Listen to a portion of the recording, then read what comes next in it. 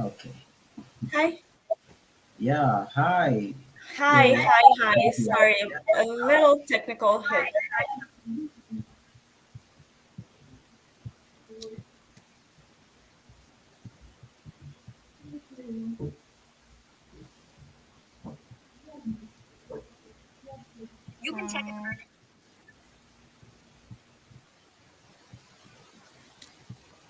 Okay, hello everyone. Uh, I'm so glad to see that we are all here. It's a pleasure to be here today, and thank you so much, Fred and Eugene, for honoring this invitation and for making time to join us tonight. So today tonight we're having a very interesting conversation, and this is basically giving people guidance and an opportunity to be able to study abroad in the same way that we have also been privileged to get a chance to study abroad. So please welcome to this session. Make sure that you invite people to join the session, share the videos, and also don't forget to leave your questions in the comment section. We are really ready and happy to answer your questions. So please share this, invite people to join. We want to try as hard as possible to make sure that you get the opportunity to study abroad and make your dreams a reality.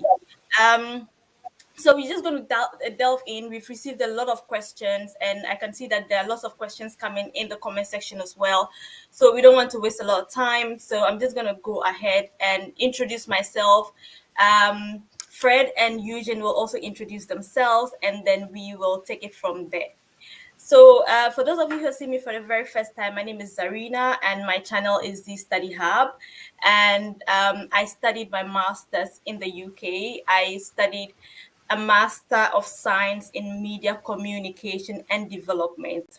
And I studied at the London School of Economics and Political Science. And this is a very prominent university in the UK, and it had a lot to offer.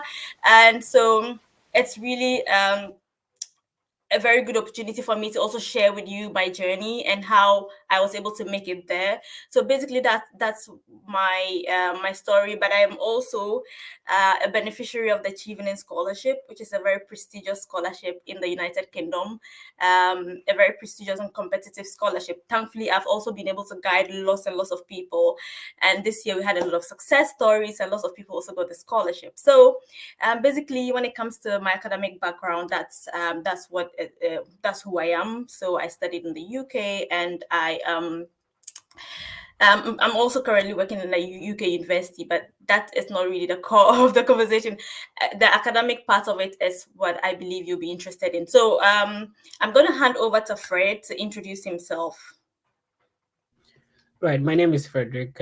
Just call me Fred. I am behind the TFE YouTube channel, the Fred Effect YouTube channel. I had my bachelor's degree in Ghana from the University of Cape Coast. From there, that is where I moved to Ohio University in Athens, Ohio, to have my first master's degree. I'm currently pursuing a second master's degree in public administration. I'm in my second semester. So I'm glad to be here to share my thoughts and ideas on how to guide you in terms of studying abroad. Thank you, Fred. Eugene, can you introduce yourself? Yeah. Hello, guys. It's nice to be here, and I'm really happy to be part of this.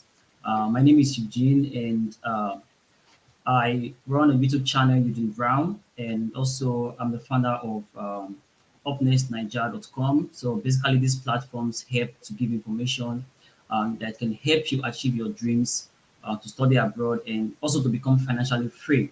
So basically, this session is to answer your questions because we receive a lot of questions, and definitely we are humans and cannot really answer all your questions. So this is definitely an opportunity to get to answer those questions. And yeah, I'm glad to be here and receive your questions. Thank you so much, Fred and Eugene. And so, according to our plan, we were supposed to talk about how to start afresh if people want to study in the UK, the US, and Germany.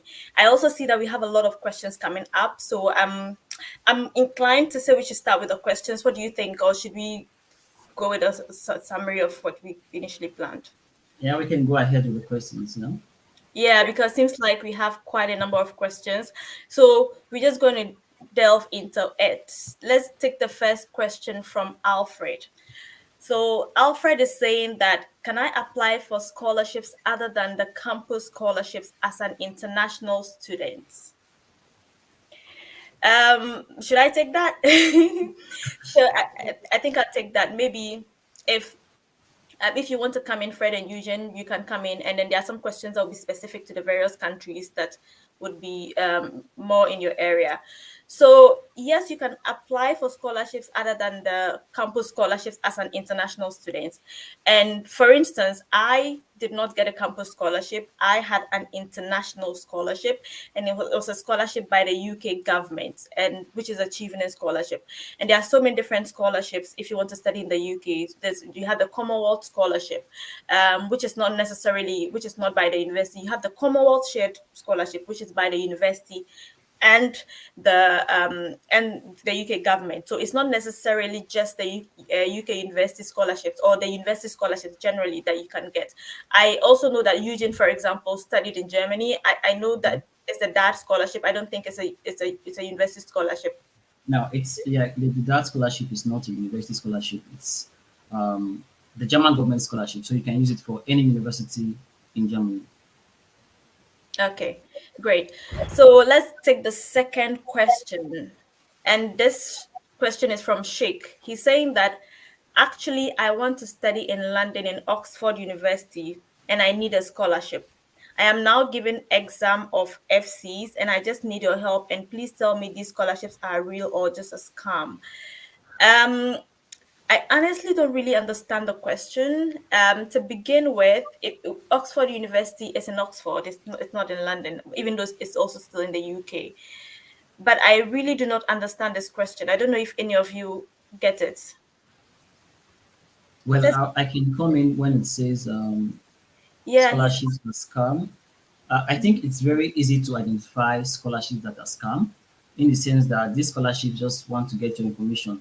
They are mostly online forms. They ask you to fill in the amount of scholarship you want. They ask you to put in your details. Definitely, when you see those kind of forms requesting your details out of the blue, you should know that those are scams. If a very good way to know a scholarship that is real is when you're able to go to the official website. You can see the university website, and then you see more details about the particular scholarship, the eligibility, the benefits, how to apply. So you can tell, like, okay, this is a scholarship, it's a competitive scholarship, and it is not a scam. But for the Oxford, maybe Fred will want to take that. I really I don't know. I think the question is not very clear. That's where the challenge Yeah, is. I yeah, think the question is not very clear. So, Sheikh, but then that was a useful clarification, Eugene, and I hope that um, it helps Sheikh in some way. So the next question is, can I get admission to a school without them asking for recommendations? Fred? Yeah, definitely, Jones. Jones, Brentford, that's a good question. I know that getting recommendation letters to for applications sometimes is a bit challenging, and that's how come you ask this question. A lot of people have such same question. So there are a couple of universities that would allow you to go ahead with a recommendation. A typical example in the U.S. is Western Illinois University. They do not require. The name is Western Illinois University. It's located in the state of Illinois in the USA. You can go ahead and apply without submitting a recommendation letter. But however, a lot of universities will require that. So it will be recommended that if you have the recommendation letters, you go ahead and submit them. Thank you. yeah. I also want to add this to that, just like a tip. It is very, very important, especially if you are still in school, you are still an undergraduate student, that you keep a very good relationship with your lecturers, especially if you have this dream to study abroad. Keep a good relationship with your lecturers, not just one, multiple lecturers. And if you have a job, keep a good relationship with your boss or your employer, because you are going to need these letters from them, especially if you have this dream. And another good way is that if you have someone or a lecturer that you want to give you a recommendation letter, You can let them know that you are applying to multiple scholarships, and it will be disturbing if you keep coming to them. For example, if you are applying to 100 scholarships, it might be disturbing for you to keep coming to them to ask for these letters. So you can take their permission to get a scanned copy of their signature. Some of them would allow it, and then you can just on your own. You can also ask them to send you a copy of their letter-headed paper. So what you need to do then is to draft they have given you one letter, then you can use that to draft the recommendation letter and put a signature. All you now need to do is to send it to them to approve it, and then you can send it to the universities. So in that situation, you don't have to always come back to them to ask for a recommendation letter. That's just a tip. Okay. That's very useful because I agree that the issue of recommendation letters is sometimes really a challenge for some people. Is there any fully funded scholarship in Ireland or Canada that also allows study and work also dependents? Yeah, if you Fully want to funded study, scholarship. yeah, SCAD investment. This is a good question.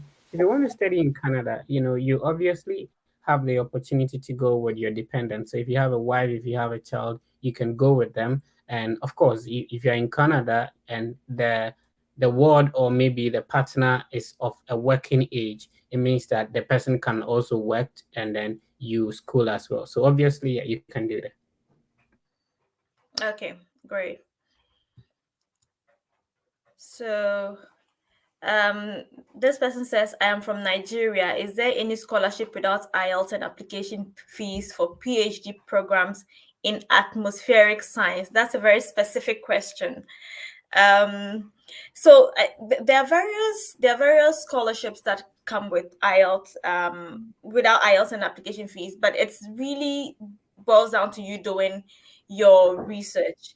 Right now, it's a very specific question. I cannot talk about a PhD program in atmospheric science, but I can say that you have to do a lot of research to be able to find the information, and that is like the core of it all. Because the same kind of there are some universities that you can apply without paying application fee. I know that in the UK there are some universities that you can apply without having to pay any application fee.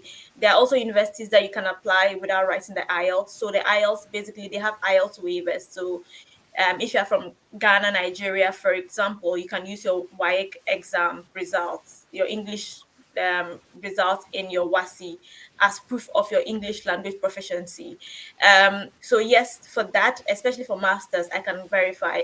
But then with PhD, probably there are, but I would say I don't know if any of my co-panel this has the information, but I would say that you'd have to do a bit more research in that area. All right, so let's talk about United States. Ogochukwu, I don't know if I got the name right, but it's just a matter of searching for the program in any university you want to apply to. So, for example, if you want to check University of Kentucky, then you send the director of the program an email to. Once you are from Nigeria, you have an opportunity to request for a waiver for the English proficiency, just like Z said. And also with the application fee, they might probably not be waiving it for everyone, but specifically when you send an email to request for that, they can waive it for you. And in terms of PhD, there are a lot of funding for PhD programs. So I would entreat you to give it a shot in the US.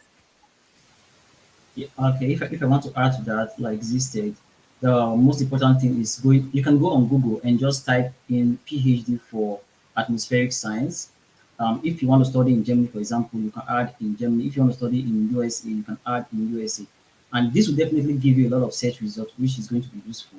And from there, you can dip in and get to specific departments, contact the departments to make more inquiries. With that, your problem will be solved. Okay, great. So let's move on to Adeyemi. Adeyemi says, I studied physics during my undergraduate with a 2-2 grade, and I want to study computer science as my MSc. My questions are: one, is it possible? And two, can I get a fully funded or 70% scholarship in Canada? So I'd take the first one. Absolutely, it is possible. And the reason I say it's possible is that there's always an opportunity for you to be able to switch to a different field when you're going for your master's. And again, it's even in your case, it's not too different because they are both in the sciences. The important thing that you have to do, especially during your application, is to make sure that you are able to mention in your statement of purpose or justify why you want to switch. So let them know what your background and how your background would be an asset to what you want to study. So even though it's not necessarily in the same field, and definitely there are certain things that are transferable. So you can tell them that you studied this when during your undergraduate program and you want to be able to build on that, but then you have an interest in this area for reasons A, B, C. And then this is also because it informs what you want to do in future. So you can connect them, and this is a very it's a very strong way of positioning yourself to convince them and let them understand. I think that ultimately it's a yes, you can always switch. And about getting a fully funded or 70% scholarship in Canada, I don't know if none of us is really from Canada here, but Fred, I know you are a bit close. I don't know if you want to take that. So, the same way, first of all, just like you said, it's highly possible. And that is the beauty of graduate school, that you don't necessarily have to have a bachelor's degree in a certain field. For example, I had my master's in a different field and now I'm reading public administration. So, having computer science, wanting to do you have phases, it's kindly related to, computer science because of the math background and stuff like that. So it's just a matter of finding whichever university in Canada you're interested in. University of Saskatchewan, University of Guelph, find a computer science program, email the director of the program, attach a copy of your transcript and to the email, and then send it to them. Ask if you can be considered for scholarship as an international student. Of course, in computer science, there are a lot of scholarships available for international applicants in Canada.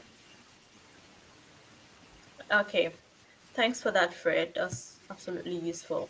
Um, Aisha has a question. Aisha is saying that she wants an undergraduate or diploma in nursing or health related course with full scholarships in US, Canada, Europe, or IT courses like digital marketing, but she'd really like to start her studies in 2023. Okay, so I'll let you come in, Eugene, or maybe Fred. But I just want to say something that I've observed with Aisha's question, and this I think everyone has. It's very important that if you're going to study for your master's degree, you are quite it's important that you know your why, so why do you want to study this program? Is it going to drive what you want to do in future? Is it an industry that you can potentially get a job? There are so many different reasons or different factors that would influence why you want to study. So I would just say that if you want to do something in health and then digital marketing, they're a bit like two different areas, and it would really be good if you are quite certain. And this is not just about just a scholarship info, but I just think that if I were to just give you guidance as as a person, I would say that it's important to sort of reflect and then think about what you really want to study, because that in itself would sort of help you understand what you do afterwards. So I just find that digital marketing and diploma in nursing are in two different fields, and it would be really good if you were able to just settle on which area you want to study, and that would really help you, and not just because you want to do you want to pursue further studies. That's what I'd say. um All right. but So yeah. in terms of undergraduates in the USA, first of all, Aisha, try and get your documents together. So I'm assuming that you're done with high school, so you would want to get probably your WASI certificate or high school certificate, get your transcript, and then get reference letters from your previous teachers, and then you start with the application. So undergraduate in nursing, whatever field you want to pursue, is highly possible. And it's just a matter of getting your document.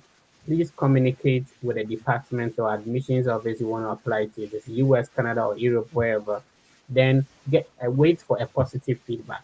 Then you go ahead and put in your application. Remember, if you want to study in Canada or the US, you would highly be recommended for a merit-based scholarship, which will cover, which is more or less like a partial funding. To be considered for a full funding in US and Canada, if you are coming in for an undergraduate program, then consider sitting for SAT or ACT. If not, then you are in for 70%, 80%, or maybe a 90% scholarship, and not necessarily a full scholarship without SAT or ACT. Yeah. Okay, if I want to come in on this, I think if since you are going for an undergraduate, you need a fully funded undergraduate scholarship in any of these fields. It might be a little bit challenging when it comes to Europe. I'm talking about Europe now. There are few undergraduate scholarships to say, but in Germany, what I can advise you is you can apply to Germany and you get tuition free scholarship. So because most of the universities in Germany is they are tuition free, so you can apply. I have a link in one of my YouTube videos how to search for studies or programs in Germany that do not have tuition fee. So these are going to be English taught courses, and you do not have to pay tuition fee. All you need to take care of is your living expenses. So that would be my advice to you. If you want to study abroad, you can take it to Germany, and I wish you the best. Thank you. Wish you the very best. So, King Felix is asking. He says, "I'm a mathematics with a bachelor's degree of GP of 3.0. Can I offer data science? Which institution can I apply to, and can I get a full scholarship?" So, okay, I take that. So, first of all, yes, you can offer data science, and I think we just spoke about this. That when you're going for graduate school, you can definitely study something that's different from what you studied for your undergraduate degree. Which institution can you apply to? I would say that first of all, it depends on where you want to study. If you want to study in the UK, for example, you can just search. I would just encourage you to go onto Google and just search for UK course finder. And when you search for that, you'd see that there are various course finders. And when you open the link, what you can do is just type in the course you want to study. Then you type in MSc Data Science. It would bring the results you'd find would be a list of universities in the UK that have that program. And when you see that list, then you can now go through the universities, look at the various courses in the various universities, and you find that, okay, maybe data science in University A looks much more interesting than B, or even in your research, you can also check funding on the university's website. Then you know if they have scholarships and funding. So basically, yes, you can offer data science, and that is how you can find the institutions that you can apply to. And can you get a full scholarship? Yes, you can get a full scholarship. Of course, these days scholarships are very competitive, but it does not mean that you cannot get a scholarship. So what you can do when you find the university's website, then you can search for scholarships and funding and look through to see what scholarship opportunities they have. I always encourage people to, if you're not sure, you can always send them an email. You can send the admissions team an email. You can send your program director an email to inquire, and also just to see if they have some funding. And apart from the university scholarships, also there are other international scholarships that you can apply to. Apart from the international government scholarships, like the Achievement Scholarship, you can also apply for that. You can also check out government scholarships. I know that in Ghana, the government secretariat also has a scholarship. Get Fund has a scholarship. So there are various avenues in which you can check for scholarship. So yes, you can get a full scholarship. Let's move on to the next question. Motion Online Studios says, please, can you help me with my SOP? Also, can I use my international passport as my permanent residence document? I think this is country specific, isn't Um, it? yeah, I think for this permanent residence documents, basically they want to show where you are resident or where you are from. Um, the international passport, you can upload it because I think in Nigeria we have, I don't know about other countries, you have the national ID, you have the international passport. So these are documents that signify where you're from or where you stay. So basically you can use that as your resident permit document. And the other question, can you help me with my, so that's like, okay, yeah, of course. You can send it to us. Yeah, I can help you with your SOP if you send it to my Twitter, Eugene Brown with the double N. Okay, great. Also, I mean, there's a lot of content because I have also created content on how to write a good personal statement. So when you go on my YouTube channel, you'd find that it's really useful. And I'm saying this also because I've seen another comment. Can you assist me with my SOP? And in the initial questions that we took, also we had people asking that question. Yeah, okay. Talking Yeah. about SOP, I think it's quite important, and I think I also have some tips for SOP. I can just really put it through so that it helps those who have that issue because SOP and your letter of references are quite important for any scholarship. Talking about the letter of reference letter, you want to make sure your the supervisor or whoever is writing that for you is able to read through the scholarship page and write things that are quite specific to that scholarship or admission so that it increases your chances. And talking about the SOP, you want to focus on you want to make sure you study through the course page to understand what is what they require, what the course is all about, and you also want to send out those documents to persons like Fred or myself or Z to review. That is basically don't just write it at a go. You can come back to it after some time and read through it and also send it to others to review. So those are just two tips that can help you for your letter of motivation. Yeah, absolutely useful. That's very true. Thank you so much, Fred. Eugene. So I hope I can have the opportunity to talk here because so much has gone wrong lately. Sorry about that. If what is it that is wrong, you can let us know in the comments, and then we'll see if we can help you. So yes, so still, you know what? I think I don't know if we should spend a bit more time talking about essays because there are lots of questions about essay reviews, statement of purpose, and yes, I don't know. Anyone wants to talk a bit more about essays? Because okay, Okay, I have some bullet points. So the first thing is to make sure you include your strengths, your skills, and how they align with the particular course you're applying to. And then you also want to make sure you include your passion for the subject matter. And then you also want to show your strength through involvement in voluntary activities or how you have helped others in your community. It can be in any aspect. So you also make sure to include that in your SOP and also align your future career to what to the course that you are applying to or the scholarship you are applying to. And most importantly, read through the theme of the particular scholarship. Different scholarship have different theme, and most of the time, they already align what they want in the SOP. So make sure to follow that outline and include those particular specific aspects into your SOP. And it's also quite useful to read through letters of motivation that have won a scholarship. So if you have friends that have won a scholarship before, read through your letter of motivation to have an idea. Talking about that, I have written an ebook which contains letter of motivations from scholarship winners. You can also check it out from my YouTube channel, Eugene Brown. Yeah. okay, thank you so much, Eugene. An awful lot about personal statements and statements of purpose. I'm just going to say this.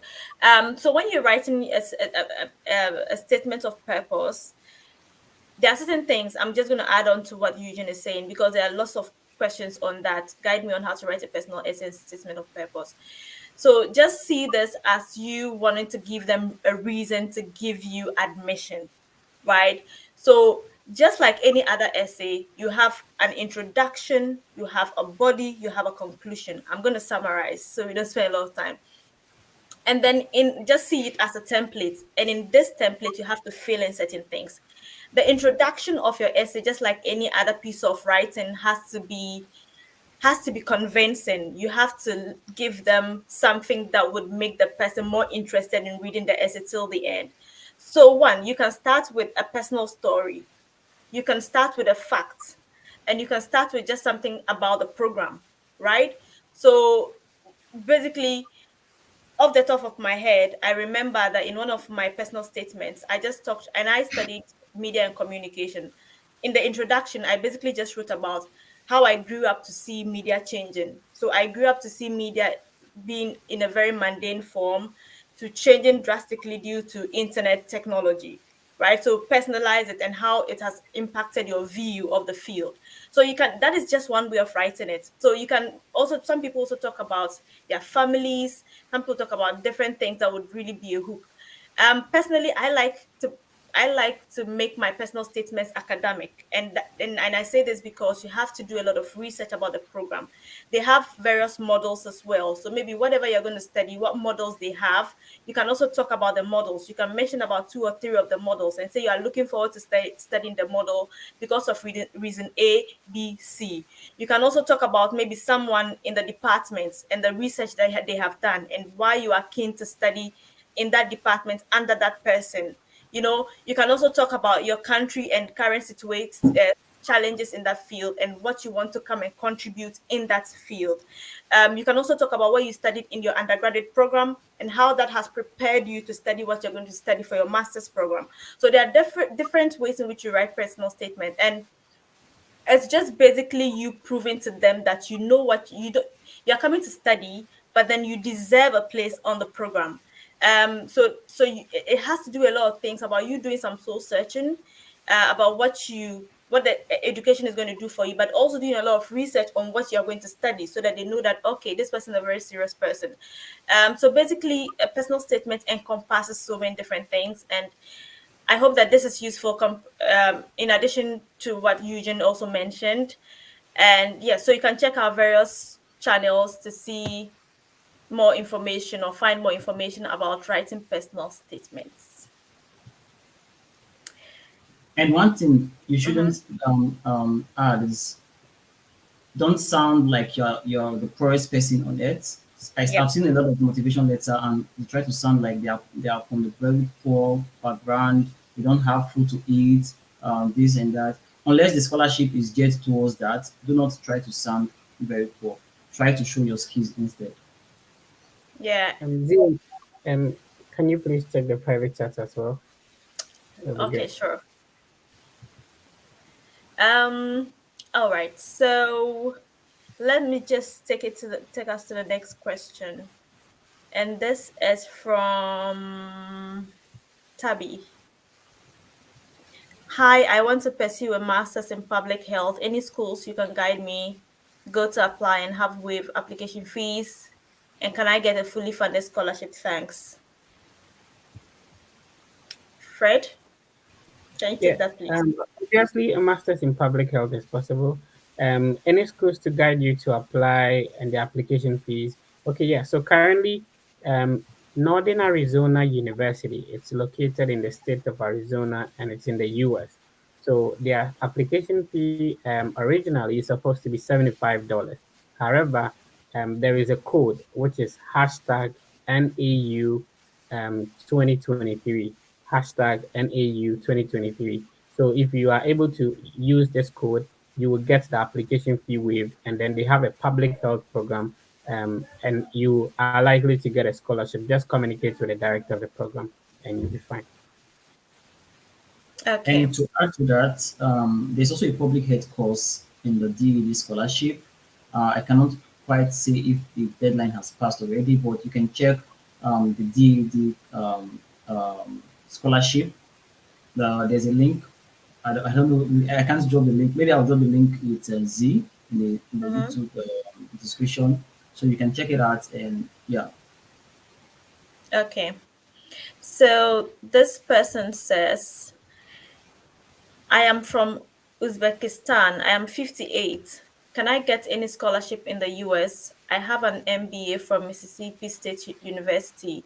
I do not have IELTS and I want to study English. Thank you.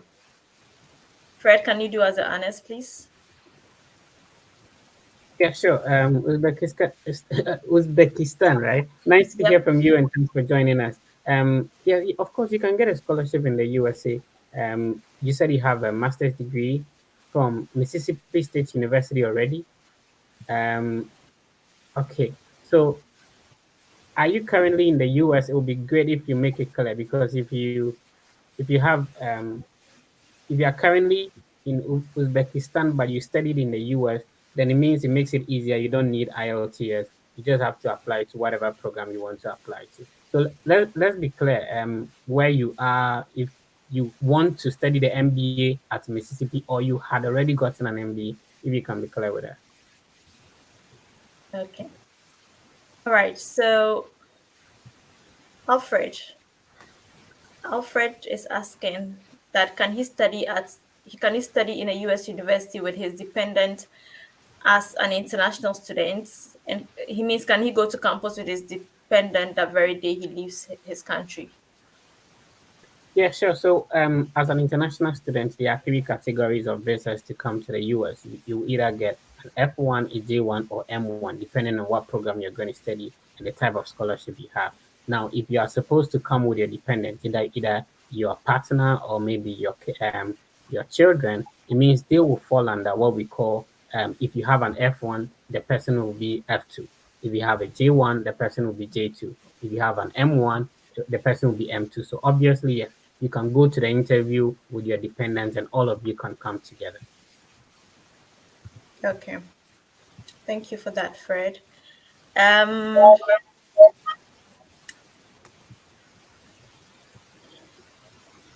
Kimeki, thanks for your question. And Kimeki is asking that they are interested in biomedical sciences and they're not getting links to free applications.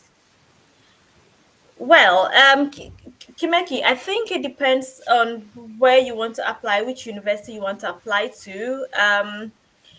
Because some universities have free application fees. I know that for the UK, there are some universities that you can apply to without paying an application fee, especially if you're applying to study a master's program. So that is something that you can explore. I think I can share a link in the comments that I have done. I have a video with different videos, in fact, with universities in the UK that you can apply to without paying an application fee. So you can check that out again.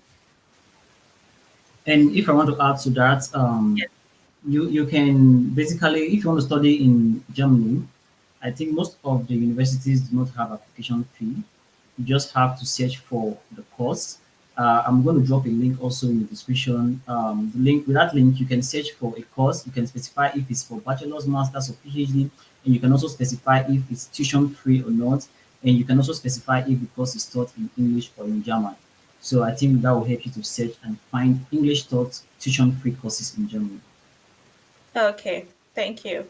Well, this is not really a question, but it's a comment from someone that I just thought would be useful. The person is saying, "Thank you, Fred, on the constant push on reaching out to program coordinators. That tip has been helpful for me, but very stressful because a lot of them don't reply." Fred, since it's your tip, can you respond? Right. So what happens is that sometimes, due to the security measures in a specific institution, if you send an email with a normal Yahoo, Gmail, or the traditional email account, it goes into their spam box. Also, not every professor will be available to respond to your email. So sometimes they are out of the office, they are on leave, or they are sick or something like that. So they may not be able to respond. The next thing is that we also have to follow the the normal etiquette of sending an email. For example, if you type in capital letters, it means you're shouting. Don't type all your subjects in capital letters. You can decide to capitalize the initials of the subject, and don't type all your the entire body of the email in capital letters. It's rude and people may not respond to them. And also, when you send an email, make sure that that information is not captured on the website of the university. It will mean that you don't read and you are simply coming to them whilst you could have read and gotten the same information. So there are a lot of reasons why professors may not be responding to your email, but you can also send a follow-up email, or better still, if you are emailing the director of the program or coordinator and the person is not responding, opt for a professor in the same department and draw the person's attention that you are trying to reach the coordinator, but you've been unsuccessful. So you are reaching out to the person. So I think this will help. Okay, thank you. Um, Precious has a question. Hi, Precious. So, Precious is saying that she applied to a college in the US and got a reply that they have seen her application and will respond in 10 working days, but she has not heard from them. She sent a follow-up email and yet no reply. What should she do? Um, yeah, I would just first of all, I mean, I can imagine that Precious, there's a bit of anxiety there, and sorry if you're feeling some kind of anxiety. These things do happen sometimes when you're trying to get a scholarship or when you're trying to get admission. So yes, I would say that it's good that you sent a follow-up email. And sometimes universities can get really busy, especially at this time of the year. And I mean, I currently work in a university, so I can imagine that like sometimes it gets really really busy when it's at this time of the university. People can miss out on emails, so it's good you sent a follow up. What should you do personally? I mean, I can let my colleagues also come in with their perspectives on this, but what I would do would be to hold on and not back them with so many different emails, but I'd hold on and give it time before I send another email to follow up, because sometimes people genuinely miss out on emails, and it also depends on which email address you sent it to. If you sent it to a very general departmental email, sometimes it can also get lost. But if you're communicating with someone in particular in the department, there's a tendency or there's a chance that they can get back to you. So if you wait after some time and then you send another email and you don't get a response, you may want to reach out to someone in the department, but then be mindful to not bug them with emails, because it can get irritating even for for I mean just being human to keep bugging them with emails. But then again, I don't think people intentionally ignore emails. Maybe the person is just really busy, so don't feel bad, don't lose hope. Yes, so you can keep at it. I don't know if anyone wants to add anything to that. So, in terms of the US, there are three offices you can reach out to. The first one is that you are looking for undergraduate. So I'm hoping that since it's a college undergraduate, you can reach out to the undergraduate office. The second one is that you can reach out to the department you are applying into. The third one is that you can reach out to the international office since you're a prospective international student. So these are three emails by which you can reach the school. Also, you have to take notice of the admission deadlines and then the admission date for the university. If it's not within the time that the admissions is over, then you may have to relax and take your time. Just like Z said, don't be bagging them with a lot of emails. It will be regarded as spam. So relax and definitely you'll hear from them. Okay, thank you for that response, Fred. um Eugene, someone is asking for a link to your YouTube channel. They are saying they're interested in Germany but need guidance, and there's a limit to the number of characters they can type here. So if you could kindly share uh, a link to your channel, I'm sure that they would appreciate it.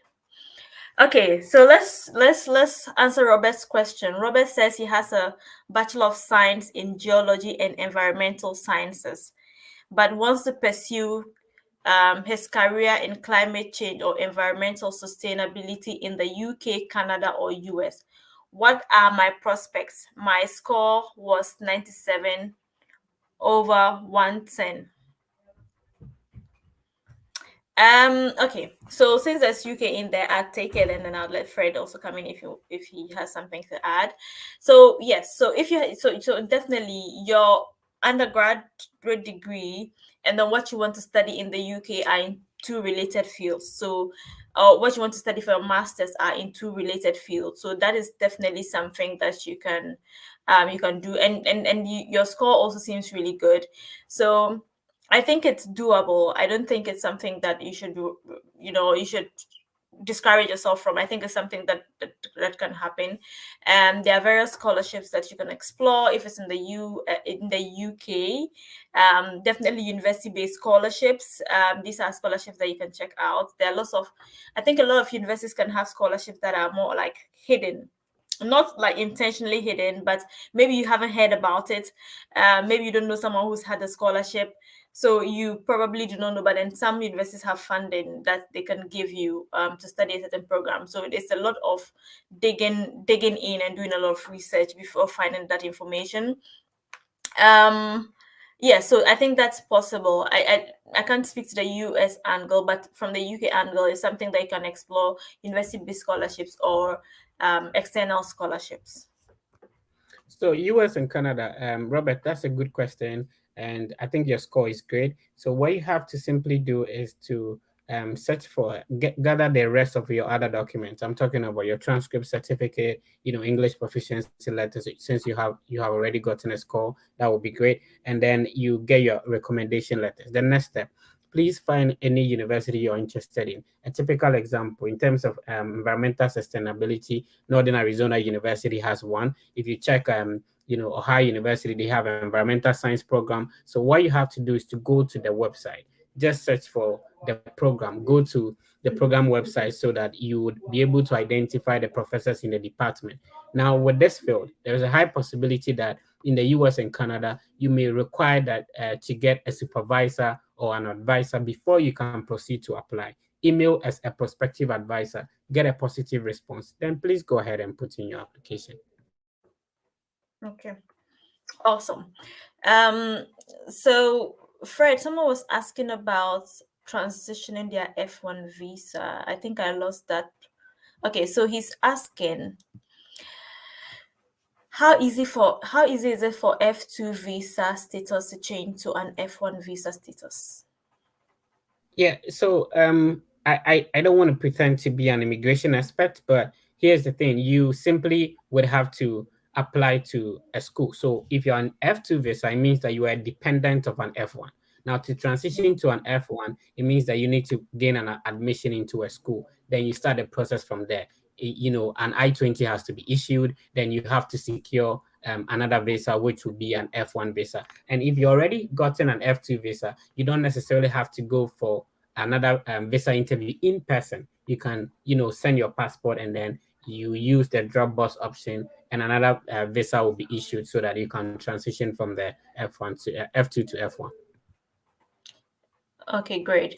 So I just want to say that this person Raja, it would be helpful if you let us know what your question is, because you have put a number of comments and it's the same message. So if you have a specific question that you want Eugene to respond to, now would be a very good time to put it down. To put the question down so that he responds to it. Okay, so Derek. Derek is saying excellent responses. What were your individual motivation to study abroad, and what kept you focused amid the challenges? I'm going to start with Eugene on this one.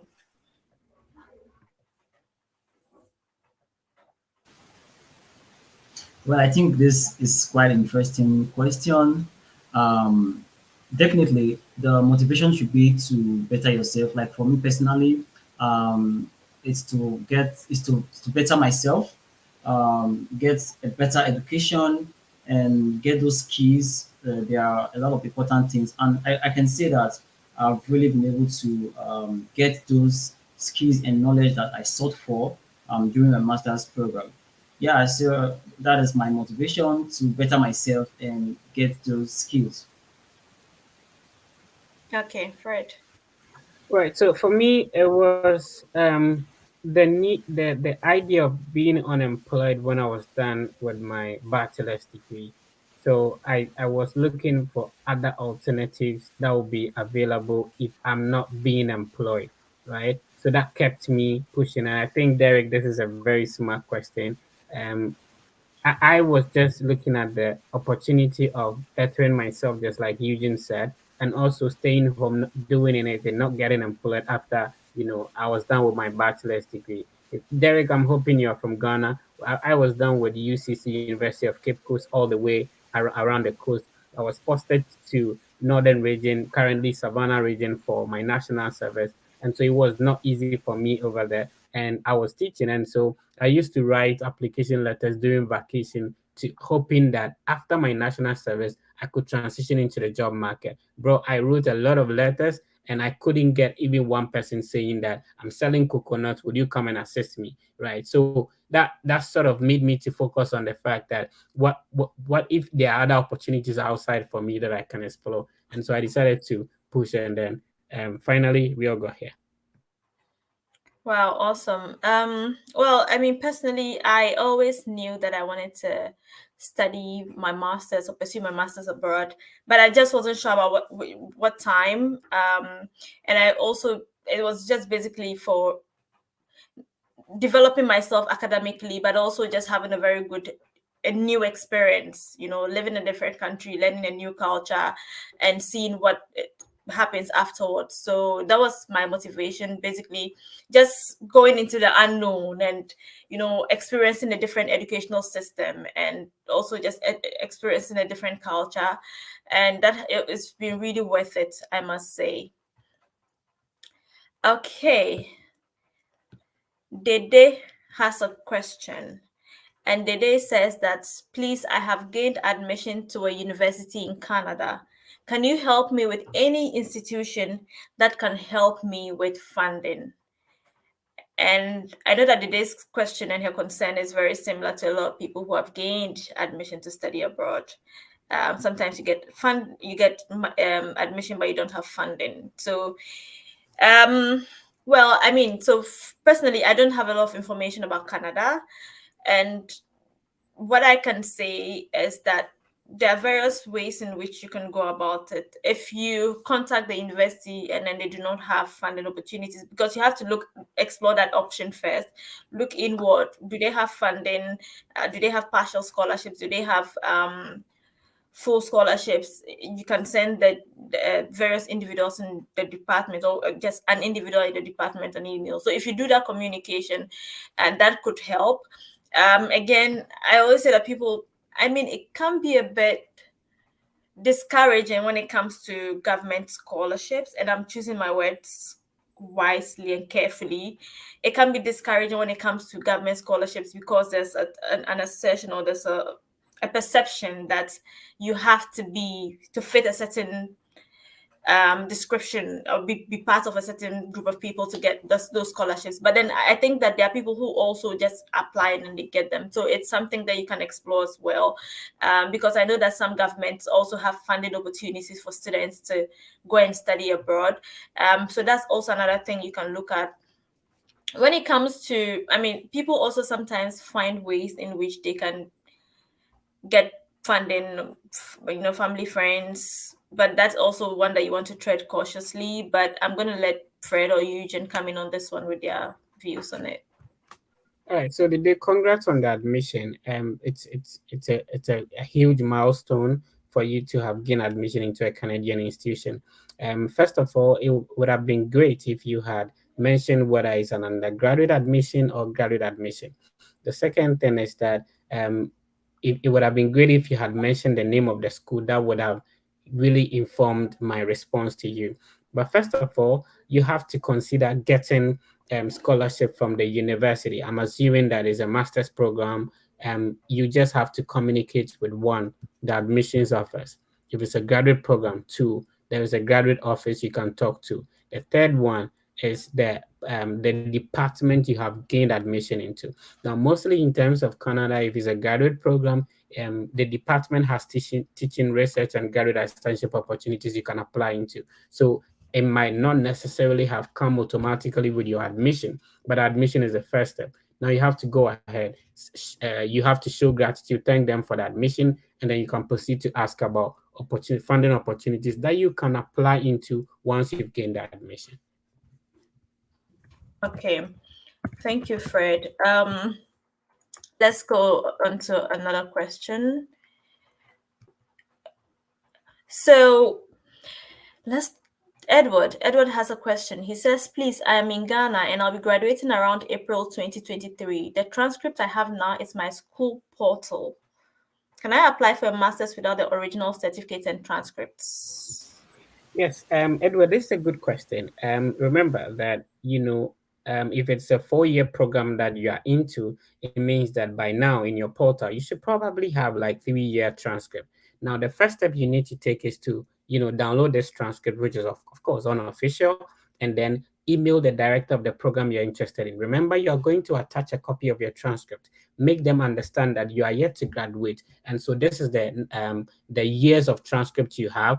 You don't have your certificate yet. Now, mostly admissions are done not based on your certificate, but based on the scores on your transcript. So if you email the school, they will be able to tell you whether they can go ahead with the admission or not if you don't have the original transcript from the school, or better still, your certificate. But remember, once you gain admission and you're coming to the school, you should have the original document so that you bring it to the school. Okay. There's a question about bank statements, and please, how can we go about with bank statements? Universities in US require a lot of money, and a proof of fund is required before issuing an I-20. Please, what advice can you give? Thanks. Hassan, this is a brilliant one, and I'm glad you brought this up. So here's the thing. Universities do not necessarily require a lot of money. It depends on what program you're applying to, what university you've gained admission into, and the cost of the program versus how much of scholarship they are giving you. So to be able to figure all these out, I would highly suggest that instead of opting for a private universities in the US, remember, private universities, even though sometimes nonprofit, might be more expensive as compared to public funded universities. So when you're applying to a public funded university, you'll be considered for admission and then the scholarship. Now, it is when your scholarship does not cover everything, assuming the scholarship, it's let's say $1. The cost of the attendance is $1. The school offers you approximately maybe 90 cents. It means that you have to provide a statement of about 10 cents to cover for it. So one, aim at public funded universities. Two, please make sure that the program you're applying to is willing to offer you funding. How do you make sure? You email the director of the program, ask about admission and funding before you submit your application. Now, after you've gained admission, if your scholarship covers everything, then there is no need for a financial statement. If it is when maybe it covers half of it, then you need to provide a bank statement in order for your I-20 to be issued. So it is better to take note of this so that you don't get caught in looking for, bank statement and stuff. Awesome. So this is a question that I think Eugene can take. I want to know, this is from Gertrude. Hi, Gertrude. Gertrude is saying that I want to know how to acquire a scholarship out of your department, like an external scholarship. Yeah, okay. I think it's a nice question from Gertrude. Basically, it's searching for information. So right now, there are a lot of scholarship websites and also scholarship channels like we have, and I think this is your bus stop to getting these scholarships. So there are a lot of external scholarships that we have all talked about in our different channels that you can apply to. Yeah, so that is it basically. And once you get those scholarships, you want to understand what they're talking about, if you're eligible to those scholarships, and then you can apply to them. So basically, it's either searching on Google or going through scholarship websites or scholarship channels. Yes, So, so friends, that's it. it's been Mhm. an hour of interactions. If you are joining in, it's great to have you. We are currently on the Z Study Hub. Remember to click on the like button so that other people can see the information we are sharing here. Please subscribe to the channel, and if it is possible, kindly share so that other people would have access to the information we share here. My brother is called Eugene Brown. You can search that on YouTube after watching this one, and also subscribe as well. My channel is TFE on YouTube, but currently it will be great if you click on the like button. We only have 22 people liking, so we have a lot of people watching us now, over 100 and something. So please click on the like button. If you can do it now, it will be very great. Yes, that's awesome. Thank you so much, Fred. Um, so yes, we have a lot of comments, and we would be talking to you. Basically, there are lots of people also asking, I don't know what to do, what do I do, what should I start from? So one of the things I'll be doing shortly is to take you through more like a summarized version of how you can go about things if you want to study in the UK, in the US, and in Germany, or in Germany. So these three places. So we're just going to give you a good idea of how you can do that. So, but I feel that there are lots. I just want us to take one last question. And there was a question I was looking out for that I missed. It was a good question. But I would just say that let's take this question well before we start our next session, but we'll come back to the questions after that. But this is the last question we're taking in this session, or this section. Z, my questions are for Fred. I have gotten acceptance to both the University of North Alabama and the Anna Maria College as an undergraduate, both on merit base. What do you think is the best choice? Right. Congrats on your admission, Miracle. And it's a great deal getting admissions into these two universities. Now, here's the thing. What you have to know is that you can go ahead and secure your I-20 for both schools. Now, when you get your I-20, depending on the scholarship amount that these two schools are offering you, you can decide which I-20 you would use for the visa interview, or which I-20 will best for you for the interview. So don't make a decision now. Go ahead and secure your I-20. Then you choose which one you would want to secure the visa with. Okay, great. Guys, yes, I've seen your comments. I'm not skipping your questions on purpose. We'll come back to the questions. Let's talk about what to do, especially for people who do not know how to go about it, what to start. So I don't know, Eugene and Fred, who would go first? Okay, I'm going to put Fred on the spot because there are lots of US questions. So I'm going to let Fred start. Give us a broad idea of what people, or maybe just a step-by-step guide, some of the general things that people should do or would do if they're applying to study in the US. All right. So I am going to talk about US and Canada. My brother Eugene will talk about Germany, and then my sister Z will talk about UK. But don't forget that if you want to study in other countries, these may apply to any Finland, Netherlands, wherever you want to study. So you would want to stay tuned, and please click on the like button. It's very important to me. So if you want to study in US or Canada, you have to start with putting together the required document. So let's talk about undergraduate. You will need your high school certificate. If you had a WASI results, that's absolutely fine. You would also need a transcript from the high school you graduated from. And if you are tuning in from any African country, you have the WASI result, that's absolutely fine. Please get a transcript from your previous high school.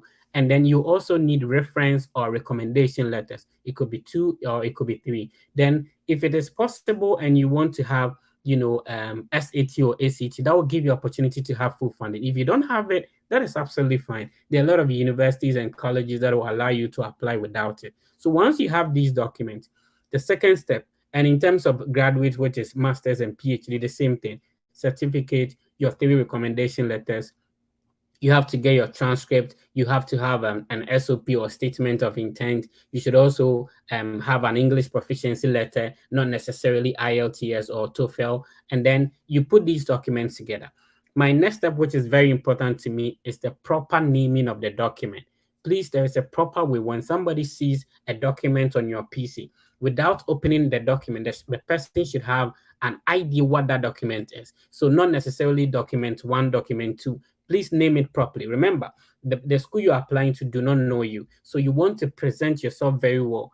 However you go about things will speak a lot about you. My next step after you naming your document is to communicate.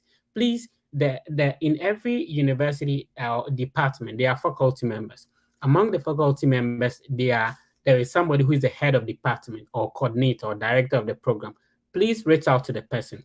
Type a very nice email. Keep it simple and concise. My name is this person. I have this qualification. I'm interested in this program. I want to know if I'll be considered for admission. Are there scholarships available for me as an international applicant? then you can attach a copy of your CV and your transcript to the email. Now, wait for a positive response. When you get a response, there are a lot of universities that will tell you, we are sorry we cannot give you admission based on maybe your document. We are sorry we don't have scholarship. No problem. There are a lot of opportunities available. So once you get those positive feedbacks, make sure you meet the requirement. Then you start putting in your application. In terms of US and Canada, normally you don't have to work on a separate application. Your admission will be considered automatically with scholarships. So once you gain the admission in the US, if you are applying for a graduate program, you'll be considered for either a research graduate or teaching assistantship. And so you would be working for the department you have gained admission into, or any other department in the school. And that is why you need to really send an email, ask about funding before you put in your application, because that is the only way you can tell whether the school will give you the funding or not. And that makes the study in the US very easy, and Canada very easy, because you don't necessarily have to work on a separate application. You gain admission and automatically you are being considered for scholarship. So a typical example, my first university, Ohio University, I reached out to the professor that time. I was in Northern Region, Bole Bamboy. He said, oh, go ahead and apply, because I attached my transcript to it. I did the application. I applied to only one school because of the positive feedback I had. And then when admission came in, the scholarship was attached. In my current university, it was the same thing. I reached out to the director. I said there's funding available. I applied, I gained admission. They gave me a form to fill for the scholarship, and I was considered for the scholarship. So basically, keep it simple. This, is how to go about if you want to study in the US or Canada. Wow, that was a very good summary of the process, and I really like that you highlighted on the things that people are likely to take for granted, like naming a document and just the little things that could hinder someone's opportunities or ability to really get what they want or the scholarship or admission. So Yeah. yes, so this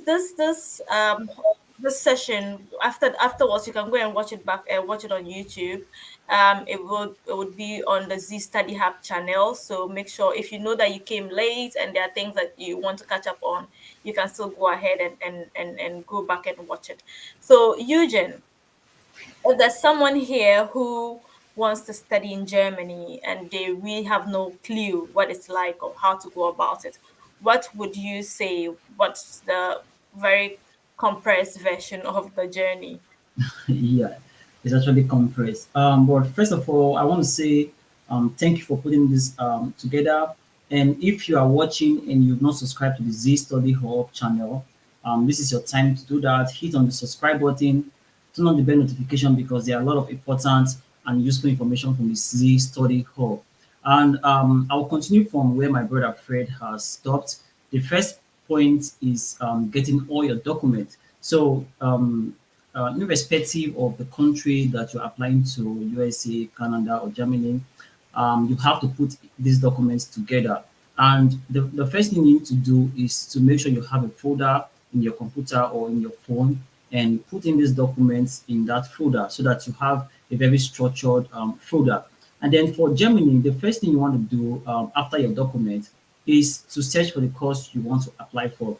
So although studying in Germany is free, tuition free, there are still some universities that would ask you to pay tuition fee, and it is quite expensive. So you want to search for tuition free courses. I'll drop the link in the Z Study Hub channel in this video, and you can, with that link, you have to start from that link. That is where you are going to search for the course, and make sure you search for tuition free courses on that link, with that link. And once you've gotten the course you want to apply to, tuition free and English taught courses, you can now go ahead to apply. Now, talking about application, there are three ways you can apply. Especially for bachelor's programs, you have to apply most times through the Uni Assist. So there's a website called uni-assist.de. With that website, you can apply to different undergraduate courses. What you need to do is very simple. You just have to register on the website like any other website. There's a sign up button to join the website. So once you have registered on that website, they are going to ask you to upload your documents. So upload all the necessary documents, and then you can search for the course you want to apply to. So remember, you have already discovered the course. You've already searched for the course on the link. It's a DAD website where you can search for the course. And then once you've gotten the course, you go to the Uni Assist website, search for the course, and add it to your cart. Thereafter, you can apply for that course through the Uni Assist. Now, there are also some courses or programs, especially master courses, that you have to apply on the university website. So that is quite simple and straightforward. You just have to apply and submit all your documents on the university portal. Yeah, and another way to do that is also applying through the email. Some universities would collect the application using their official email, or they want you to send the document via post to to Germany, to their address in Germany. So that is it basically. Those are the three major ways you can apply to schools in Germany. So if I want to summarize, the first point is searching for the course you want to apply to. Make sure it is tuition free and it is taught in English. The second step is applying either through Uni Assist or sending the documents to the university either through their portal by email or through post.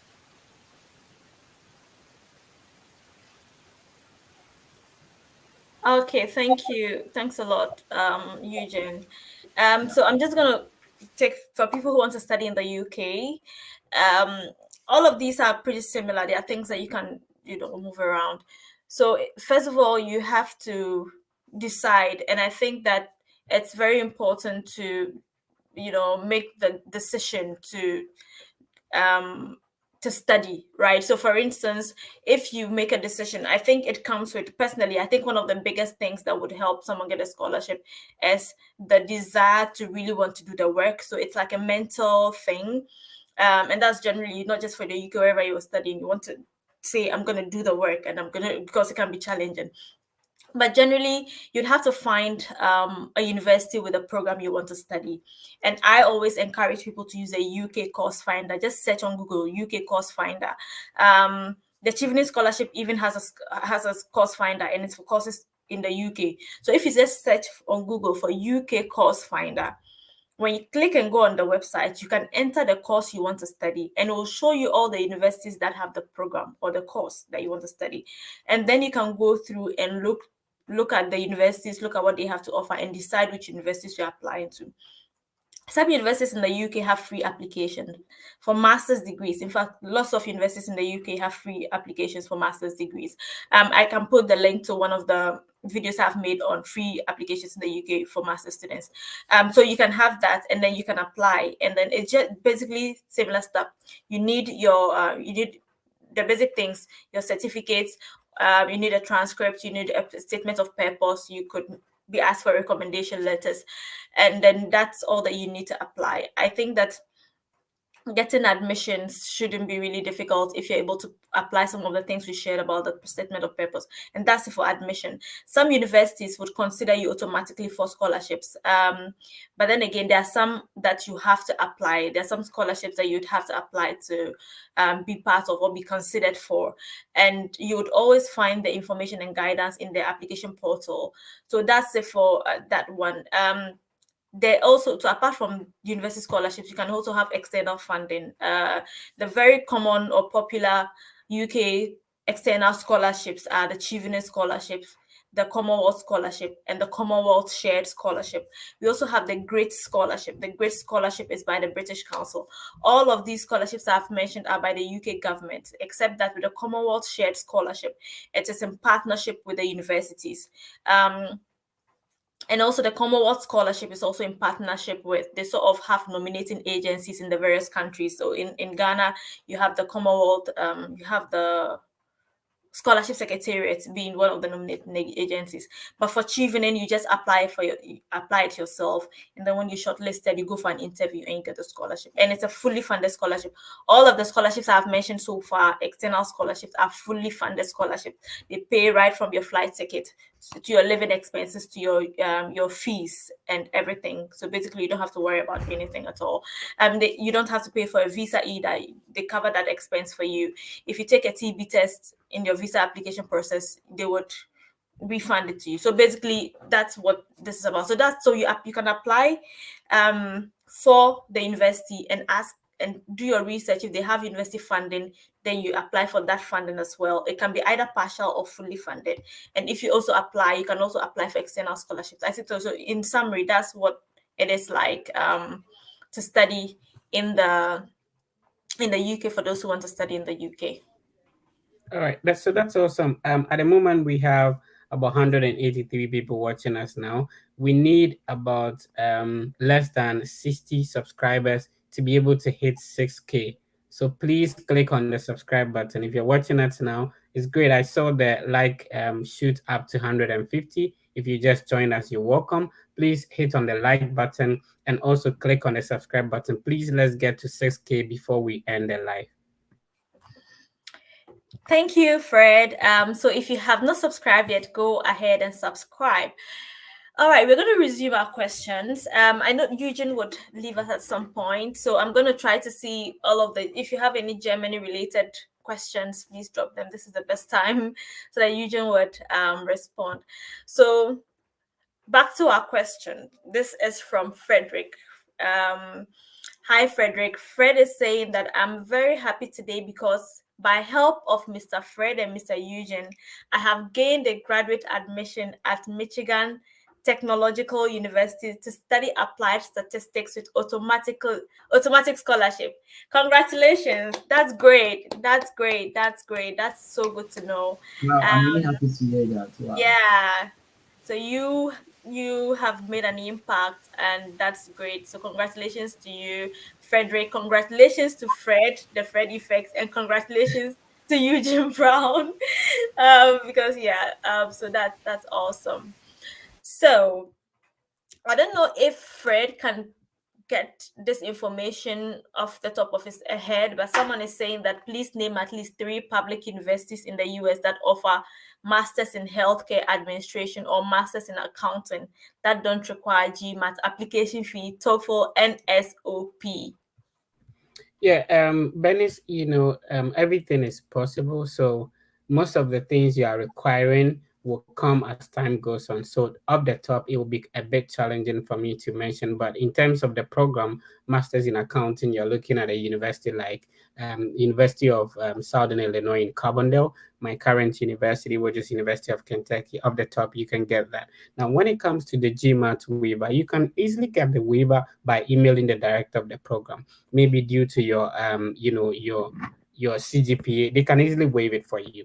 An English proficiency, which is the TOEFL you are referring to, it's easy to get a waive when you are from an English speaking country. In terms of application fee, it's the same thing. You either attend a webinar, you ask the director based on economic hardship, the application fee could be waived for you. So it is possible to have all that you are you're asking about. But normally, off the top, I cannot specifically say that this university will waive all these things for you. It will come once at a time. Let's identify the program. Let's see if the university has scholarship. Let's ask about the requirements that they offer. For all you know, the university do not even require the GMAT. Now, if they do require it, that's not a problem. You can always ask for a waiver and you'll be absolutely fine.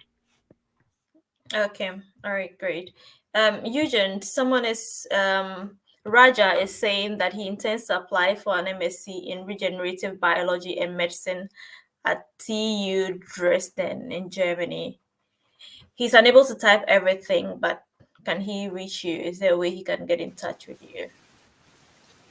Yeah, I think for this, you already know the course you want to apply to, you know the university you want to apply to. I think you have done a lot of the work already. You can just go straight to the university website by typing this on Google, or you can go to the DAAD website, daad.de, and then on that website you can search for this particular university, and then you can go to the course page on the university. You can search for the course page on the university, and then you want to check out what are the requirements to apply to this particular course and how they collect the application. It can be through the application portal.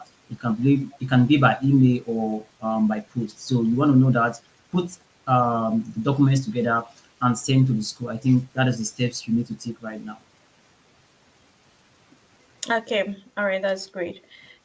So we have a question from Patience, and Patience is asking, can I use only Empower loan as my proof of funds, especially in Canada? Yeah, obviously, patients, you can do that. First of all, I don't know if you've secured the funding already or you're yet to, but remember that Empower do not fund all programs and not all universities. So you first of all have to go through the application process, knowing that the Empower funds your program, and then the university, it's also an associate university with Empower. However, in terms of loans, that should be your last resort. So my suggestion would be that please let's find out from the department, which is likely that if it's a master's program, you are likely to have a scholarship from your department or a different department in the same university you are going to. Remember, Empower, you will have to pay back. And so let's resort that to maybe the last thing you would want to consider, and also push if you can secure better funding from the university before you resort to, Empower. Thanks, Fred. Patience. Patience is asking, when is the best time to start searching for a supervisor if you intend to get admission is in September 2023 or January 2024? All right, so now will be the best time to start. If it is 2024, every university has a separate, admission or even department, even within the same school. The admission deadlines for the department may differ, and so you need to check the program you're interested in. Please kindly check the admission deadlines in the university or the department website. So normally, if you're aiming at September or August 2023, which is considered to be the fall, then you probably might want to start at the moment working on your applications. Okay. Thanks, Fred. Ishmael. I hope patience has clicked on the subscribe button and like, because we are answering your questions. Please click on the subscribe button. We have to hit 6K before we leave the live section. We beg you, please click on the subscribe Thank and like you. button. We have a goal, guys. Let's achieve it together. Um, so Ishmael says, I have a 4 4, which is a 4. I have a 4 4 7.0 CGPA for my master's results with no GMAT and GRE results. So, what is my chance of getting assistantship at the University of New Orleans? We have a Right, lot of people university. who want to study in the US. Yeah, University of New Orleans. You said you have okay with no GMAT or GS. So what is your chances are definitely high, and my suggestion would be that please follow the right processes. If you know the program you're interested in, that would be great. Please go to the website, search for that program. There is a professor who is in charge of the program, the coordinator or the director of the program. Please search for the email. Attach a copy of your transcript. Email the individual, ask about admission and funding. Please wait for a feedback. When you get a feedback, all other information you need in order to apply for the scholarship or the admission will be added. Then you can proceed with your application. So your chances are definitely high. Okay, that's great. Thank you, Fred.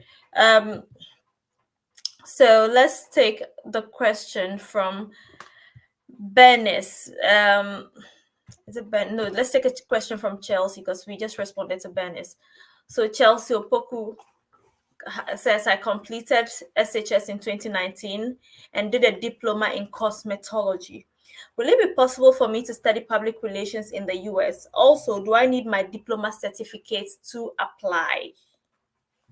Okay, so public relations, I'm assuming you are talking about either bachelor's or it will be very great if you let me know whether you are talking about a bachelor's degree in public relations or a master's degree. Now, if you have an SHS result, then I'm assuming that you want to enter into a bachelor's degree. However, remember, if your diploma is a 3-year diploma, then obviously you qualify to apply into a master's program. So I would need a bit of clarification so that I will help you with the public relations program. But I think, yeah, you can either the bachelor's or a master's. But if you're applying for a bachelor's, your high school and your diploma will be okay for you to apply. However, if it's a master's, then you have to use a 3-year diploma if that is what you have. So let me know if your diploma is 2 years or 3 years.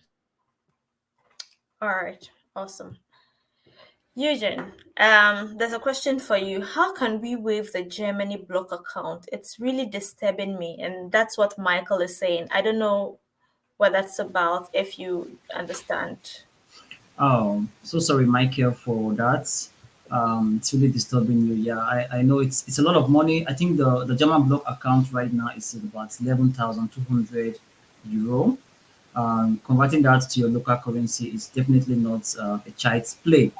Yeah, the way to waive that, because recently there was someone that got admitted, and you can use a sponsorship letter.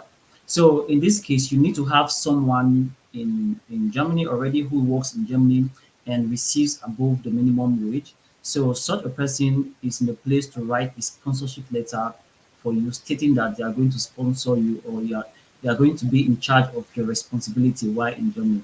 So that is a way to prove your funds. That is if you don't have a blog account. Basically, for those who don't know what the blog account is, it's a way to prove your funds. Although studying in Germany is free, you don't have to pay school fees, but you have to prove that you have money to take care of yourself. So the blog account is a way, and it is quite expensive. Another way is to use the sponsorship letter. And if you don't have that, the third option is to have a fully funded scholarship. All right, thank you. Sylvia, I can't find your question. Sorry about that. I'll find it and then we'll respond. Otherwise, if you don't mind, you can kindly share it again in the comments, so we'll respond to you.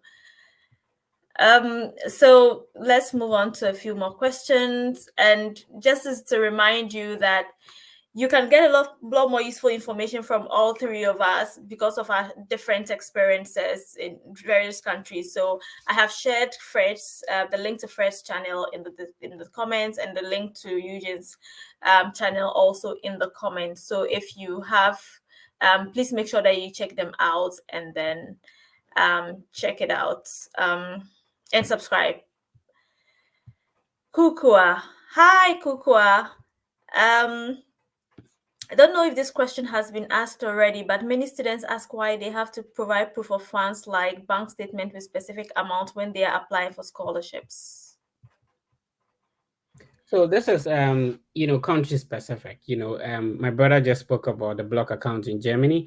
In terms of Canada and the US, it depends on the type of scholarship you have. I explained earlier that if you probably have a cost of attendance, and in the US they don't assume the cost of attendance for the entire course of study. Like if it's a master's, not for 2 years. The I-20 only covers only 1 year, and so if your scholarship is maybe 100, your cost of attendance is $100, and then your scholarship is $80. It means that you only need a financial statement of about $20 to take care of the rest.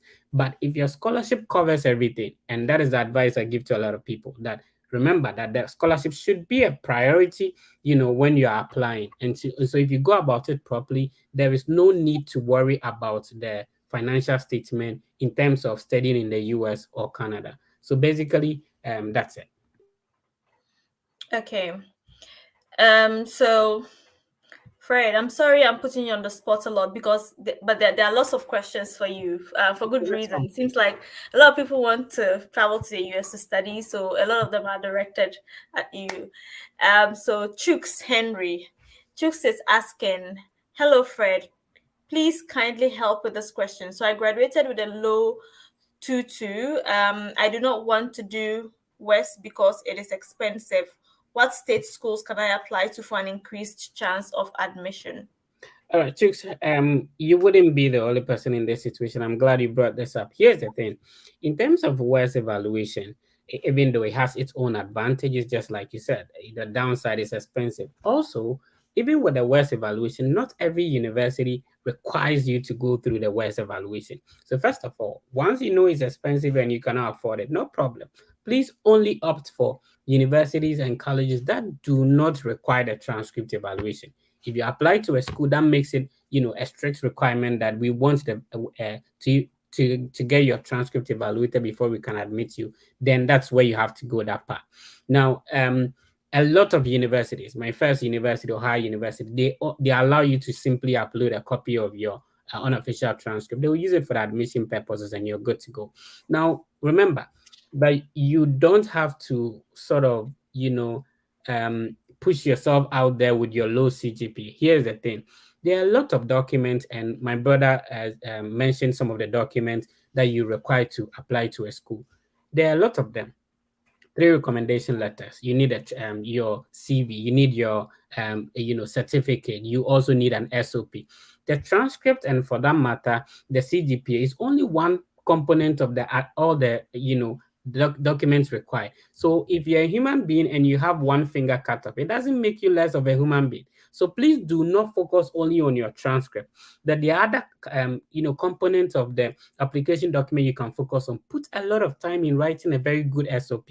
You can even explain in the SOP the reason why you had a low CGP. Sometimes, life happens. People get sick and they are not able to go to class, or something else happens, and that's resulted in your, the low CGPA. It does not necessarily mean you are not good. So please put extra effort into the other document. Now, there are a lot of universities out there that says that we accept low CGPA. Apply to those schools for a higher chances. There are a lot of other alternatives that you can use as well to be able to get into a school. Communicate with the director of the program and you will absolutely be fine. Choose.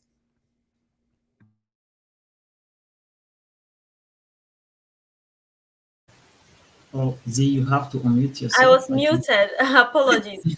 Okay, so Fred is taking a break of sorts, I think.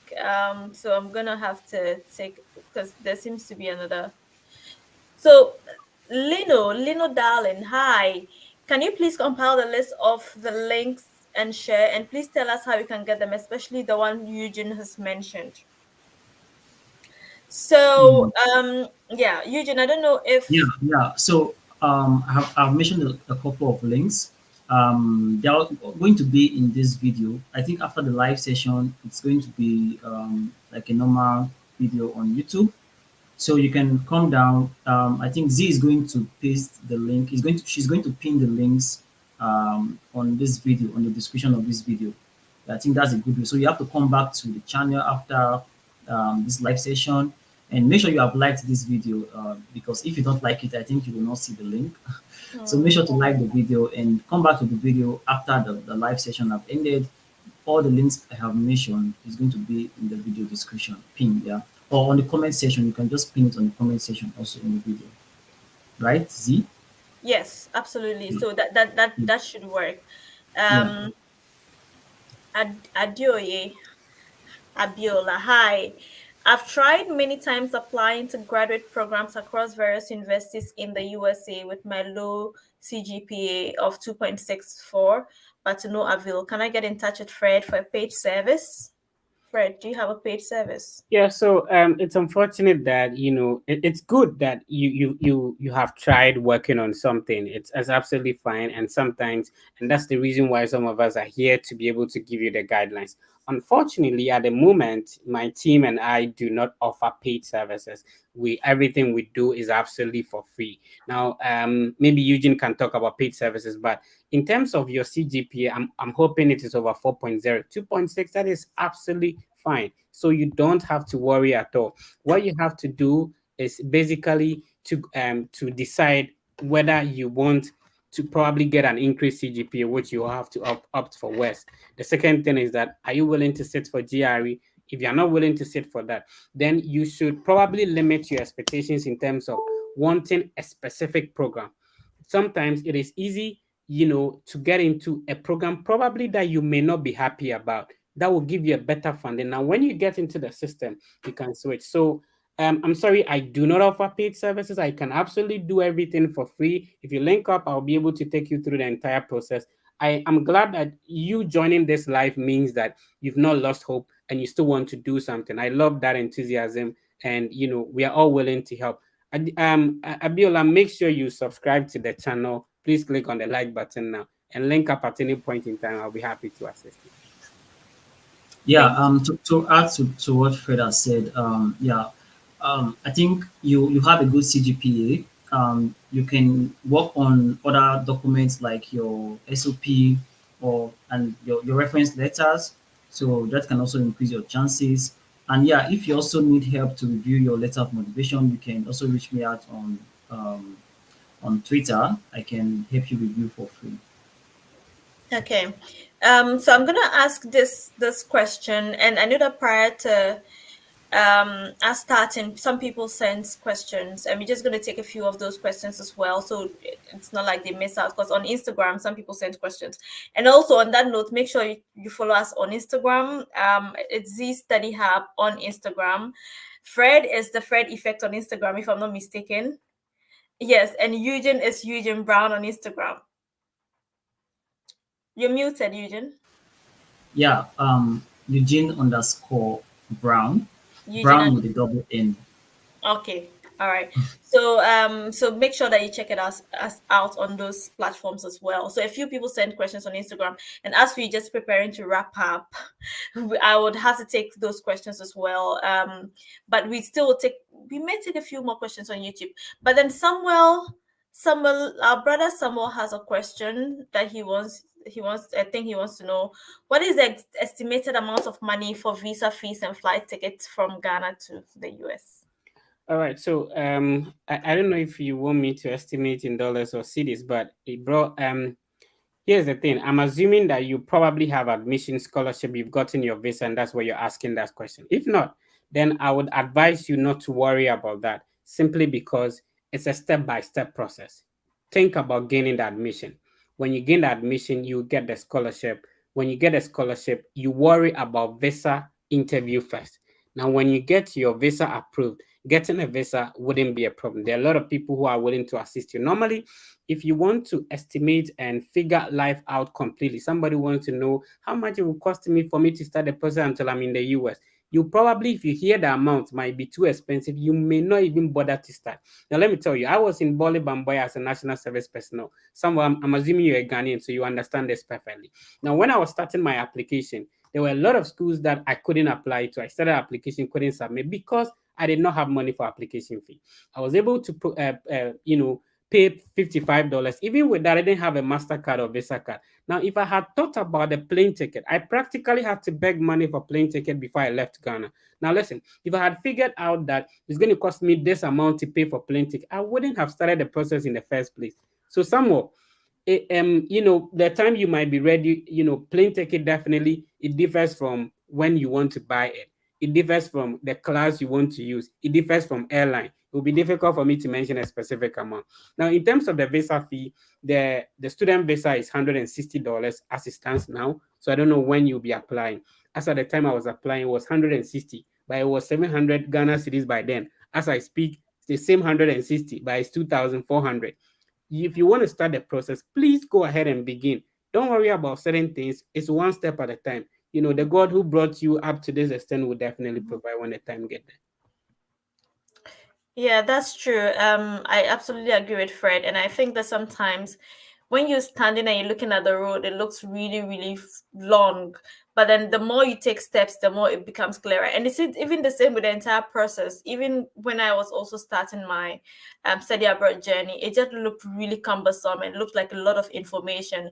And I remember just asking my friend how he did it, and I just said to him that I know that I'll figure it out as I go, right? And it's just when you start, because it would confuse you, make you feel like, oh, it's a bit much, but then you have to ask for guidance and also just start the process, because it's not always going to look easy. Okay, so I'm just going to take this question by Eugene. I'm going to take this question by Ibrahim, and Ibrahim is saying, can you elaborate on obligatory letters for German universities? Okay, first of all, I don't quite understand obligatory letters. I've never heard about that. If you mean letter of sponsorship, but I can't answer the question because I don't understand what the person means by obligation. Maybe you can put it on the comment section to Yeah, elaborate on the question. maybe clarify what you mean by an obligatory letter. That might help us Yeah. to respond. Annie's blog has a question. I have an HND certificate and upgraded to BSc through direct entry from 300 level. Can I use my 2 years Bachelor of Science certificate to apply for scholarships? Okay, so So from what I understand, so you have a Bachelor of Arts scholarship. Okay, so you did an HND, and then you used that HND to get entry into level 300, and then you did a 2 years bachelor's degree, and then you have your undergraduate certificate. I'd say, that's my understanding of what Annie is saying. And I would Mhm. say that the most important thing, if you're applying for a master's program, is that you have an undergraduate degree. You have an undergraduate degree that qualifies you into the master's program, which is why it's important for you to check out the requirements that they have. And so you always find this information on the website.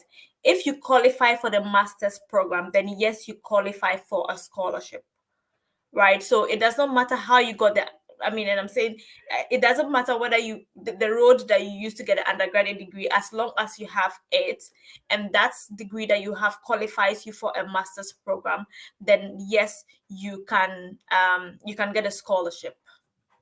Yeah, maybe to add to that, I don't think in your bachelor's certificate it is written that you did just 2 years. I don't know, but I think your bachelor's certificate will be a certificate in bachelor's, or yeah, it should be a bachelor's certificate without they don't. I don't think they'll have to include your HND in your bachelor's certificate. So go ahead and apply with your bachelor's certificate. You can leave your HND certificate by the side. Okay. So one of the questions that we have is has to do with challenges with getting a recommendation, a letter of recommendation. Um, and so the person is saying that, how do I get to bypass this requirement or let another person of good standing who is not necessarily academic help with this? And this is in relation to references. Um, I admit that sometimes it's really difficult to get references, and I think we spoke about this at the beginning of the session. And so, if you want to get, so every university in the program you're applying to has, well, from the UK, they will tell you what kind of references they want. And the number of years, for instance, if you've been working for a number of years, then you can provide two professional references. If you've been working for this number of years, you can provide at least one academic and one professional. So they always have the requirements there, and then that would help you find it, find or know what kind of references to give. And I admit that getting references can be a challenge. Sometimes you have done what you can do from your end, but then your referees are keeping you, and then you're getting stressed out. You can do your research. If you find that you can use professional references instead of academic references, then of course go ahead and do that. But this is also important that you start preparing early enough, especially if references are a must and you must get references. Start preparing early enough, and generally it's why you have to also try and keep the relationships going with your lecturers. Any addition to this, Fred?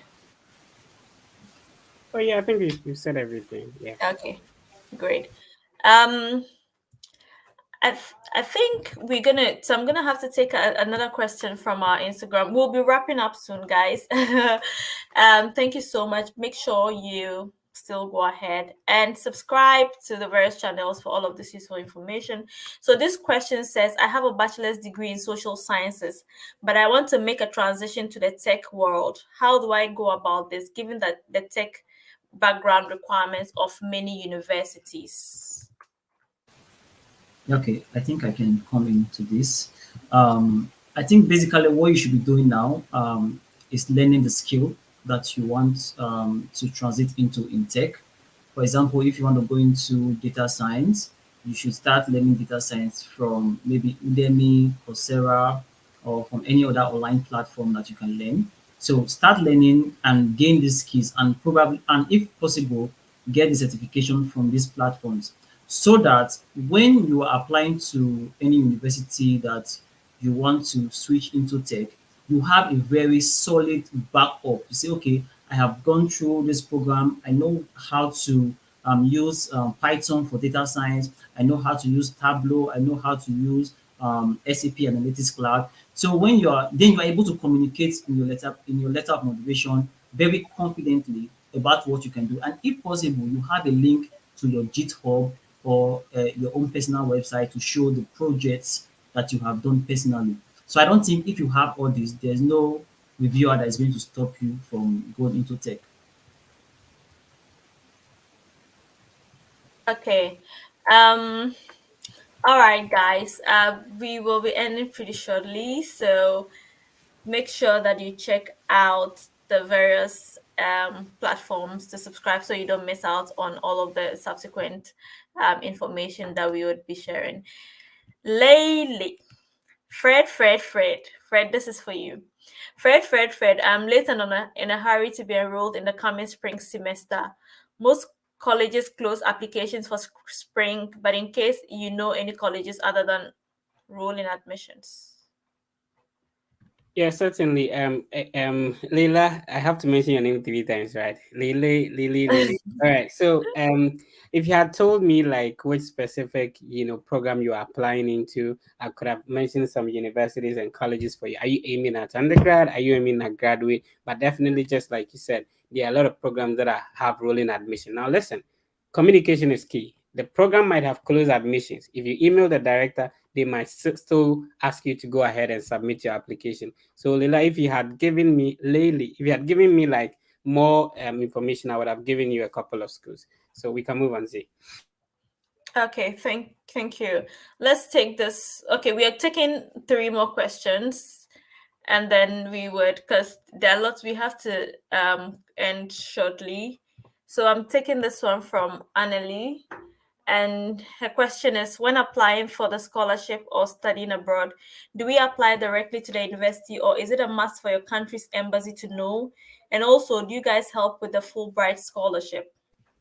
The scholarship and studying abroad application differ, and that's why it was important for us to, state how we went about our process in the different countries. My brother spoke about Germany, Z spoke about UK, I spoke about US and Canada. So it depends on which university, which country you want to apply to. And so some countries like France would probably require that you go through the embassy in your country. There are some scholarships that are being advertised by the embassy, and so you have to go through that. So it depends on the country you want to go into. So if you are more specific, we'll be able to give you the guidance. Of course, Fulbright scholarships, you apply to the when the opportunity is open. It depends on which country you want to use the Fulbright to go to. In US, you have a J1 visa, and so it depends on the specific country, just like I said. Okay. So I don't know, Scientist Supreme just made me smile. And this is Scientist Supreme's question. And I'm trying to find it, but I can't. Like I don't know where the question is. Guys, apologies if we have not responded. Just reach out maybe on Instagram. And we'll try to, I mean, you can check out Z Study Hub on Instagram. So between this week I'll try to keep my eye on some of the questions. And to be very honest with you, I'm not too experienced. I'm not even experienced with the US system. I can share what I know, but yes, that's about that. So Scientist Supreme, you're saying that I asked about Australia and New Zealand scholarships. Okay. Okay, I think Well, I can comment on this. okay. Yeah. So recently I have talked about a lot of Australian scholarships on my YouTube channel, Eugene Brown. And also, I think today, this morning, I also talked about um, um, a scholarship for New Zealand. It is quite interesting because it's fully funded. You can just check it out. I think it's the latest video on my YouTube channel, and you're right on time to ask for this kind of scholarships. So check it out. You can go ahead and apply. Fully funded, covers all costs, and wish you the best. All right, thank you. So, guys, we'll be ending. I know that I'm keeping Fred and Eugene. I'm keeping them for 10 more minutes. We'll be ending at 1/2 past, so would have to leave at 8 and 9:30. So we're just gonna take the last couple of questions, that we can get here, and then we out. I think after the live, the questions still remain on YouTube, right? Yes, they should. They should. Yeah. So So if that is yeah. the case, Fred can always come back to answer all the US questions. Well, I mean, I can't promise you Yeah. that, but we can No, we can Fred try will. to I know he persuade will. him, but I can't promise He him. will try. Yeah. Hello, Fred. I'm actually reading a quick comment. Hello, Fred. I'm Francis with a GPA of 2.65. Do you think I can get admission to scholarship to pursue masters in accounting in the US? Obviously, I'm assuming your GPA is over 4.0, 2.6 is awesome. And so it's just a matter of getting the required documents ready. Don't assume your CGPA is low. That notion has killed dreams of a lot of people. So just get the required documents, follow the right processes, and let's put in the applications. Okay. Fawad says he's received admission letter from Michigan Tech University, but they have mentioned self-support in the letter. Please guide me if there are any types of funding I can apply to. There are three ways. So, first of all, it's a good effort to have put in the application, and congratulations on your admission. That alone is a big deal. The second thing is that you have, a lot of options now. In the U.S., every university has an employment website where they advertise, graduate assistantship positions, teaching assistantship positions in the university community. And so, what you can do is that once you hold an admission, you have an opportunity to apply into any of these scholarship opportunities. Remember, you do not necessarily have to have a scholarship from your department. You can get it from another department. So at the moment, I don't have my scholarship is not from my department. I work for a different department in the same school. So that's the first thing. The second thing is that you can email the international office. Every university has an international office. Those are responsible for international students issuing I-20, DSO, stuff like that. Let them know that you've received admission. Thank them for giving you the admission and ask them if there are other scholarships in the school that you can apply to as an international, a prospective international student. Also, if it is a graduate program, there is an office specifically for graduate studies. Email them. Either they can employ you as a graduate assistant or suggest other opportunities in the school that as a prospective international student you can apply into. So yeah, these are basically what I would suggest. Okay, thank you, Fred. Kelly says, thank you for all you do here on YouTube. There are scholarships that would pay for you for your to and fro flight tickets. What happened if you would prefer to stay back after studies? So I think I can take that. So when it comes to scholarships that, so for instance, I had a scholarship paying my to and fro flight tickets, and it's a scholarship that required me to come back to my home country to live in my home country, work in my home country for at least 2 years before I can leave and live elsewhere. And that is because it is a development-based scholarship. It's a scholarship that is given to people that they, in their own words, are future leaders and change makers. So, and it's from various countries. They want you to be able to come and contribute to your country's development for at least 2 years. So scholarships like that require that you come back home. And I do know that a lot of people definitely want to use the study routes and then go and then stay or change on and have a different kind of visa. If your scholarship does not require that you go back to your home country, then you can stay. But a lot of the scholarships that would give you that would probably require that you come back. I think the most important thing to notice is that various scholarships have different requirements. So what you have to do is to read before you commit yourself to a certain scholarship. So basically, that's what I'd say about that one. So it depends if on the kind of scholarship and whether they will allow you to come back Yeah, I or think I can stay. add to that. Yeah. Mostly in Europe, European countries, you always get about 18 months, close to 2 years postgraduate visa to search for a job. And when you get a job, you can change your visa type to a job visa, and yeah, you can move towards permanent residency. So like my scholarship DED, it allows you to stay for 18 months and get a job. And I think most scholarships also allow that. But I think in the UK, most scholarship would, I think like the Commonwealth scholarship would want you to go back to your home country, and the Commonwealth shared scholarship, sorry.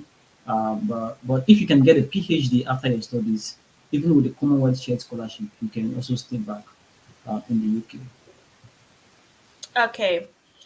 So Do you have any link or universities where application fees are waived? Also, would like to know when is the appropriate time to apply for a master's degree. Eugene, can you see the comments? The question. Do you have any link or universities where application fees are waived? Also, would like to know when it is the appropriate time to apply for a master's. Yeah, I think there are a lot of universities like myself and mostly Fred has talked about a lot of universities that waive application fees, so you can check out the channels. Yeah, for specific links, I can't share any link right now, but I Mm, think there are a lot of Michigan Tech. A lot of persons have gotten admission from Michigan Tech, and I think it's also on a rolling basis, so you can apply at any time, and it is completely there are no application fees. So yeah, check out Michigan Tech. okay. All right, great. So I'm just gonna put a link in the description, a link in the description, a link in the comments, which is universities in the US and UK that have no application fees. It's just 30 universities, 15 US, 15 UK. So and I hope that it's helpful. Louisa, guys, please, if you have not subscribed yet, make sure you subscribe. We're ending in 3 minutes. Our time is really running out, so we're taking our last two questions and then we will wrap up. So Louisa has a question, and this question is going to Fred. Hello Fred, I watched your videos on YouTube which guided me to apply to the University of Alabama, but I'm stuck and I need your help. I've been given an offer, but I still need to send my transcripts. Okay. I'm wondering which of the universities in Alabama, North Alabama, University of Alabama in Tuscaloosa, Louisa, congrats on the admission. That's the first step. So it would be great if you had mentioned the program and which of the University of Alabama schools that you've gotten admission into. But definitely, in terms of your transcript, you can later on bring it when you finally get your visa and you're coming. So you can just go ahead, email the director of your program, and then thank them for the admission. I don't know if scholarship was actually attached to your admission or not, but a little bit of more information would have informed a better answer to your question. Okay. Well, thank you so much for joining us today on this session. I'm really grateful that you joined us. And if we're not able to answer your question, really sorry about that. But you can reach out on other platforms and then we'll try as much as possible to reach out to you. Also, make sure that you check out our various videos because some of the questions that you're asking, we may have done videos on them that would be useful. So check out the Fred Effect, which is Fred's channel, really useful information. Eugene's channel, absolutely useful information. And again, if you have not subscribed to Z Study Hub, make sure you check it out. Anderson, you're asking if you can gain admission and a scholarship to study abroad for an undergraduate bachelor's course with a low grade. Well, from what I know, because I'm just answering this because I see many of you keep following up. So what I know is that when it comes to undergraduate scholarship, they can be very, very competitive. I think from my experience, I see that there are lots of master scholarships compared to undergraduate scholarships. Well, especially in the countries that I am familiar with doing a lot of research on. So it's possible, definitely, but you have to do a lot of research and see what the scholarship looks out for in order to make sure that you have met those requirements. So I'm just gonna let Fred and Eugene give us their final words and then we'll wrap up. Right. So I'll say that it is highly possible, and you taking the first step to subscribe to our channels and to listen to the important information we are here to share means that you are really serious and you want to take the next step. It will be it will be sort of misleading for me to say that it's going to be easy. It's not going to be easy for you. However, some of us are here to guide and assist you so that you can be successful. It is possible. Most people have done it. You wouldn't be the first person to study abroad. You can either continue to give yourself excuses. I have a low CGPA. I don't have money for application fees. I can't do this. I can't write that. Or you can put those excuses aside and actually try and put in something. None of us had it easy to be in the respective countries or to gain the respective scholarships that we have. However, we were determined and decided that we have to do it. Now, it's easy now this time around because there are a whole lot of information out there. There are a whole lot of schools that are waiving application fee. There are a whole lot of scholarships out there. You can be the next person to be on the plane to your to your dream destination and dream university to study the dream program you are working on. Please subscribe to the channel and please click on the like button. Share to other people and family and friends who also want to study abroad. We appreciate you for your time and spending this time with us to join us. Thank you, Fred. Eugene.